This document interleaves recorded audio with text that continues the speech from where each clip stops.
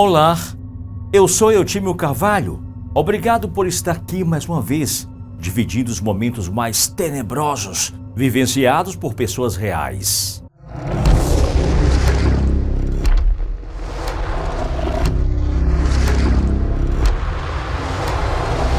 Gostaria de contar para vocês o caso mais importante que aconteceu comigo há muitos e muitos anos em Atuba, no estado do Paraná, local onde vivi uma parte da minha vida, mas não desejo nunca mais voltar. Tenho atualmente 65 anos, enquanto aos fatos que vou narrar aconteceram quando eu tinha 15 anos. Em minha cidade, havia uma crença sobre um ser que aparecia nas noites de sexta-feira. Ele vagava pelos campos, gritava, gemia de uma forma assustadora. Essa criatura costumava aparecer nas estradas próximo a uma antiga casa velha, uma mansão abandonada que todos diziam ser assombrada e amaldiçoada.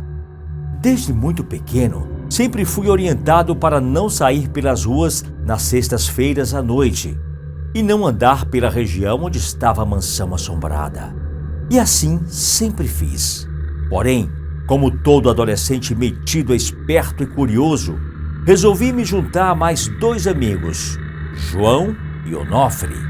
Em uma sexta-feira, decidi ir até a casa assombrada, ver se a lenda era realmente verdadeira.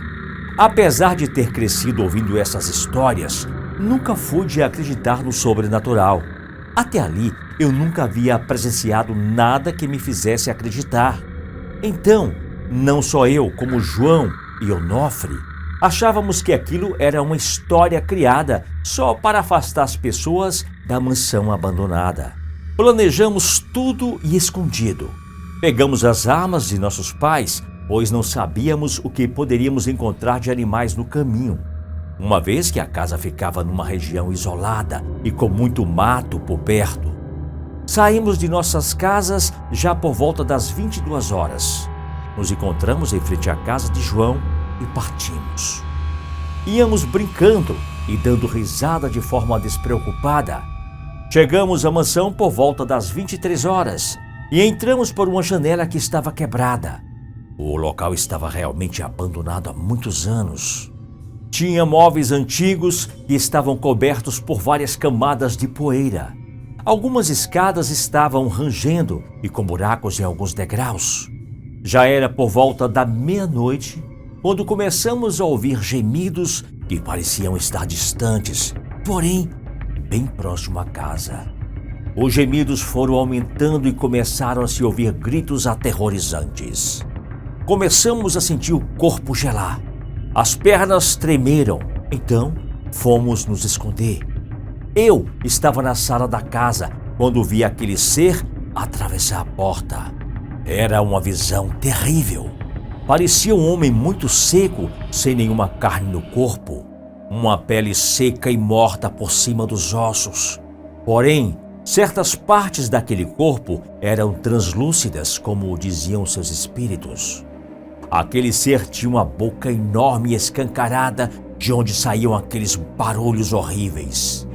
Ela fedia a coisa morta, a decomposição. Eu não conseguia me mexer, fiquei imóvel e com medo até de respirar e chamar a atenção daquilo. Ela começou a ir em direção à cozinha. Lá estava João e Onofre. Eu podia vê-los de onde estava. Percebi que João tentava manter Onofre em silêncio. Ele estava desesperado e João o segurando. Porém, foi ali que tudo aconteceu. Onofre se afastou de João e, ao ver a criatura, deu um grito, o que fez aquela coisa imediatamente se virar em direção a ele, que saiu correndo, pulou a janela que havia na cozinha. A coisa foi atrás, eu corri até João e saímos em disparada atrás de Onofre e daquilo. Ao longe, avistamos a coisa já muito próxima de Onofre. Aquilo não tinha pés e deslizava de forma muito rápida.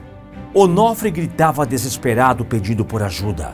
Acabou caindo ao tropeçar em algo que estava no caminho. Vimos aquele ser bestial em cima dele. Tentamos atirar, mas não conseguimos atingir aquele ser, que nem sequer notou nossa presença. mantinha o foco todo em Onofre.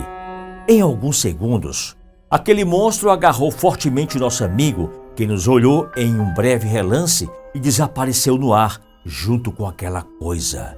Ficamos ali, parados, encarando o vazio. Chorávamos como duas crianças e gritávamos. Ninguém nos ouvia.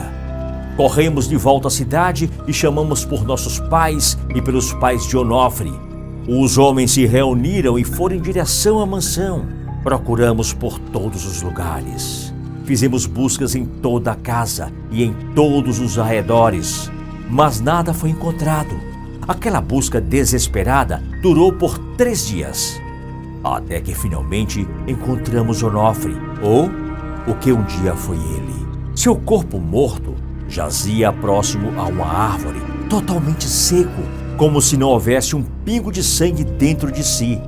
Em sua face, via-se a expressão de alguém que encarou e sentiu um pavor imaginável. Ao vê-lo naquela situação, senti uma dor enorme e um arrependimento que nunca teve fim. Senti toda a culpa por aquilo ter acontecido com o meu amigo, e essa culpa me consumia.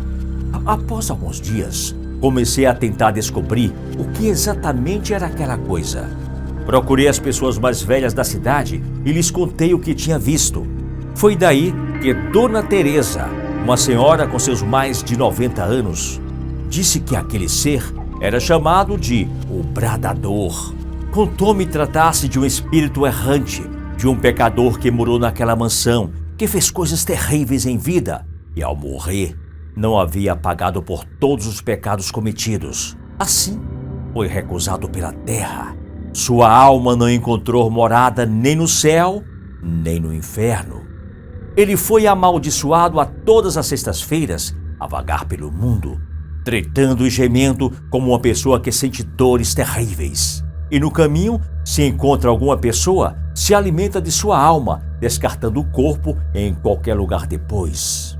Essa criatura é meio homem e meio fantasma. Não pode ser destruída, e a única forma de quebrar sua maldição é que por 7 vezes seguida encontre seu caminho uma mulher chamada Maria. Porém, com os gritos aterrorizantes que emite, nenhuma Maria nunca teve coragem de sair para encontrar com esse monstro.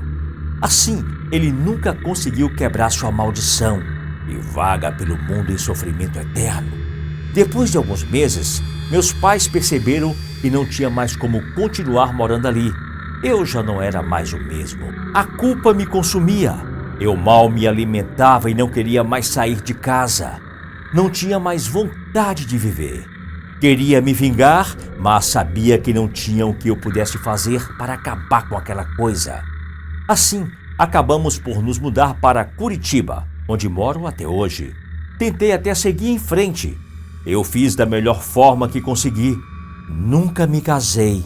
Sou assombrado constantemente pela imagem de meu amigo me pedindo socorro. Não durmo muito bem. Meus pais já faleceram há alguns anos. Eu me sinto totalmente sozinho. Mantive distância total da cidade de Atuba e todos que eu conhecia por lá. Sobre o João, não tive mais notícias.